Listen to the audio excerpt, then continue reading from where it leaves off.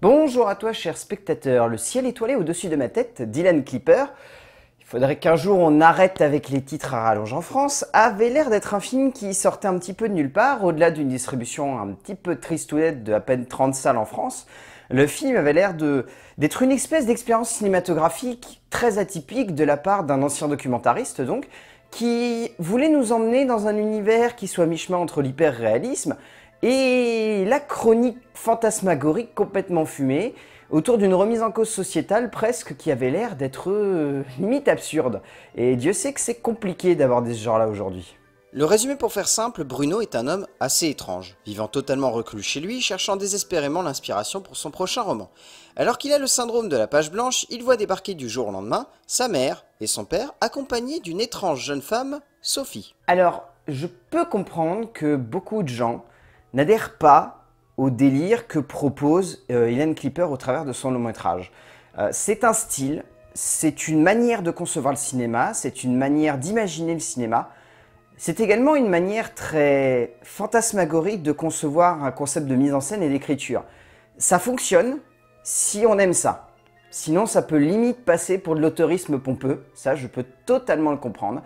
Mais j'ai trouvé que le film avait au moins un esprit, ou en tout cas une envie, de partager quelque chose avec le spectateur et de le proposer, de rentrer dans une espèce de remise en cause personnelle, proche de la satire en fait, qui s'amuse de l'idée de voir un personnage face à un énorme groupe, de montrer un homme face à toute une famille, des amis et des proches qui veulent absolument le faire rentrer dans le moule, mais que lui ne veut pas, parce qu'il estime que ce qu'il a, même si c'est peu, bah c'est particulier, ça le fait ressortir du lot et il n'a pas envie de s'en séparer pour rentrer dans le moule.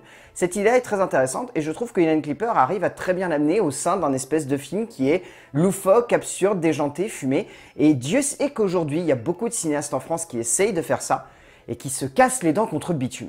Le loufoque et le burlesque semblent être devenus depuis peu, au cœur du cinéma français, un standard de création qui incite les auteurs non pas à se dépasser, mais simplement à se servir de ceci pour vaguement composer une aventure qui ne semble tenir la route que par la justification de ces aspects au cœur de l'aventure.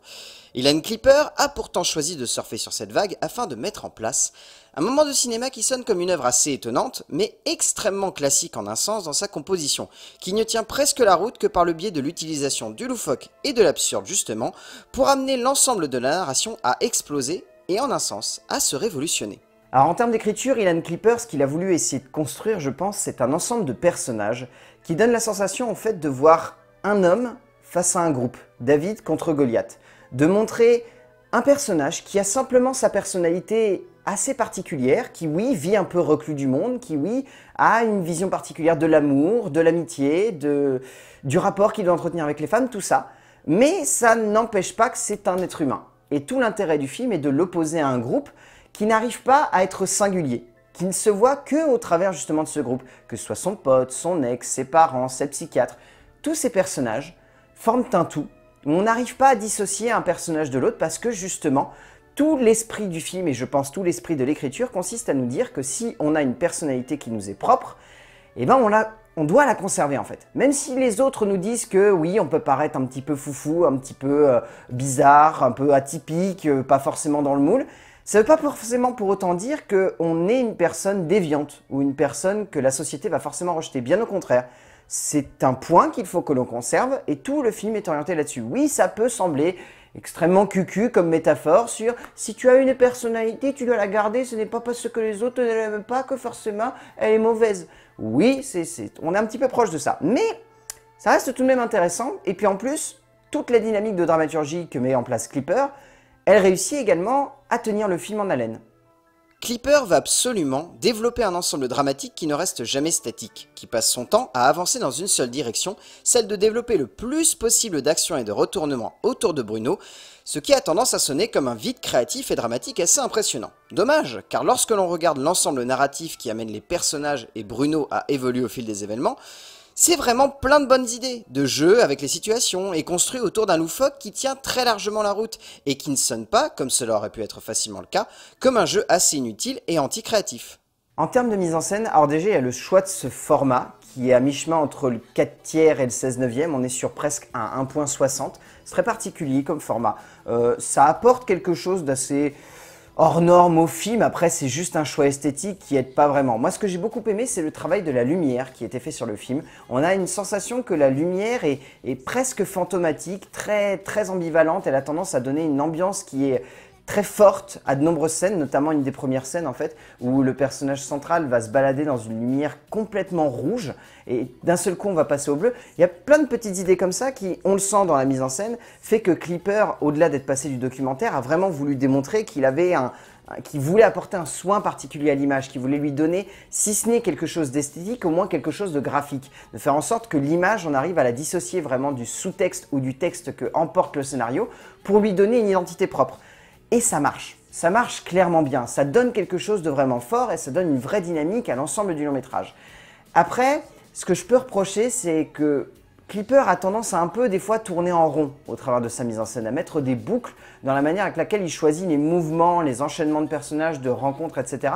Et là, peut-être, il y a quelque chose qui coince. Là, peut-être, il manque quelque chose. Il manque une dynamique qui pourrait apporter une intensité plus forte ou une esthétique qui soit plus prononcée ou un rythme qui soit mieux juxtaposé avec l'ensemble des scénettes. Tout ça, en fait, mais je pense qu'il manque quelque chose, en fait, pour que le film soit vraiment complet, qu'il ait vraiment une identité qui l'emporte plus qu'elle ne le pousse et qui, du coup, arrive à créer quelque chose d'un peu plus intense. Mais le film reste tout de même très intéressant parce qu'on sent que Clipper a voulu s'approprier son sujet. On sent un aspect très allumé dans la manière avec laquelle Clipper construit ses séquences, utilisant une photographie très sobre et également éclatante de lumière et de jeu avec celle-ci, ce qui construit une esthétique qui, par moments, sonne certes comme un peu anecdotique, mais qui, durant une bonne partie du métrage, impressionne. Du coup, peu importe ce qui semble être par moments une mise en scène de l'absurde un peu trop anecdotique, ou même assez inutile, on a vraiment la sensation qu'au bout du compte, ce qu'il y a à retenir, c'est une esthétique qui entraîne par le biais d'un jeu de comédie et de romantisme qui tient largement la route. Alors en termes de casting, celui-ci est assez iconoclaste, il faut le reconnaître, parce qu'entre Camille Chamou, Marilyn Canto, Alma Jodorowsky, Michel Moretti et François Chateau, on pourrait se dire qu'il y a certains acteurs qui sont pas forcément habitués de ce genre de cinéma, notamment Camille Chamou. Alma Jodorowsky, je la trouve excellente, genre vraiment superbe. Bon, déjà c'est une belle femme, mais en plus elle est vraiment extrêmement juste dans le rôle qu'elle interprète, tout comme le personnage de Frank Williams. C'est vrai que j'en ai pas parlé, mais Alain est voilà, très particulier, mais je trouve l'acteur a une gueule et fonctionne à 200%. Mais le film vaut surtout le coup pour l'acteur central sur lequel on peut avoir quelques réserves en termes d'interprétation, mais il reste très bon dans la manière avec laquelle il porte ce personnage. Et Dieu sait que franchement, ça devait être difficile de le porter de manière juste. Laurent Poitrenaud, grand habitué du cinéma et des seconds rôles, délivre ici une interprétation assez loufoque d'un personnage qu'il semble vouloir emmener le plus possible dans l'excentrisme pour une interprétation qui peut gêner au début, mais qui prend un vrai sens au fil de l'évolution du métrage. Au bout du compte, Le ciel étoilé au-dessus de ma tête est un film qui aura certainement du mal à trouver son public, de par sa distribution mais aussi de par son style, aura certainement du mal à se faire une place au sein du cinéma français. Peut-être que Hélène Clipper, ça lui permettra de se faire une jolie carte de visite parce que le film reste tout de même une très belle expérience de cinéma. Mais le film est très atypique, un peu trop parfois, a tendance à un peu rejeter le spectateur et le mettre sur le côté comme si tout ce qui se passe à l'écran était une évidence.